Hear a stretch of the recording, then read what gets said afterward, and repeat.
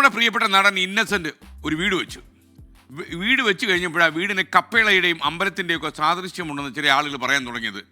ചിലർ പറഞ്ഞു ഈ വീടിൻ്റെ മട്ടും മാതിരി കണ്ട് പലരും ഇങ്ങനെ പറയാൻ തുടങ്ങി.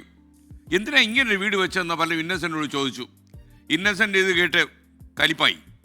ഇവർക്കാർക്കും ഒരു നഷ്ടമില്ലല്ലോ, പണം മുടക്കിയത് താനല്ലേ.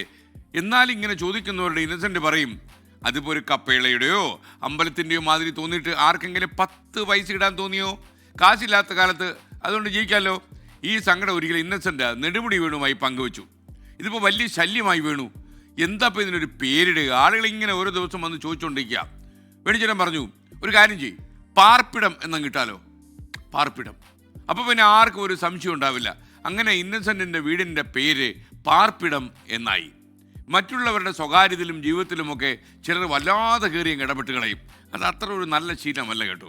മറ്റുള്ളവരുടെ കാര്യത്തിൽ നന്മ ചെയ്യാൻ ഇടപെട്ടുള്ളൂ, അത് നല്ല കാര്യമാണ്.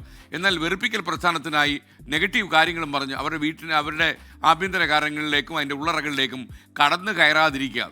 വെറുപ്പിക്കലും ചൊറിയലുമൊക്കെ നമ്മുടെ മലയാളികളും നല്ല ശീലമാണ്. പക്ഷേ പരമാവധി നമ്മൾ നോക്കണം, ഈ വെറുപ്പിക്കലും ചൊറിയലും കൊണ്ട് ഒരു സൗഹൃദത്തിൻ്റെ താമര നൂല് നിങ്ങൾക്ക് കെട്ടിയുണ്ടാക്കാൻ പറ്റില്ല, മുറിച്ച് കളയാനേ പറ്റൂ. അതുകൊണ്ട് പരമാവധി പോസിറ്റീവ് ആകുക, അന്യൻ്റെ അനാവശ്യമായ കാര്യങ്ങളിൽ ഇടപെടാതിരിക്കുക, മാറി നിന്ന് കളി കാണുക.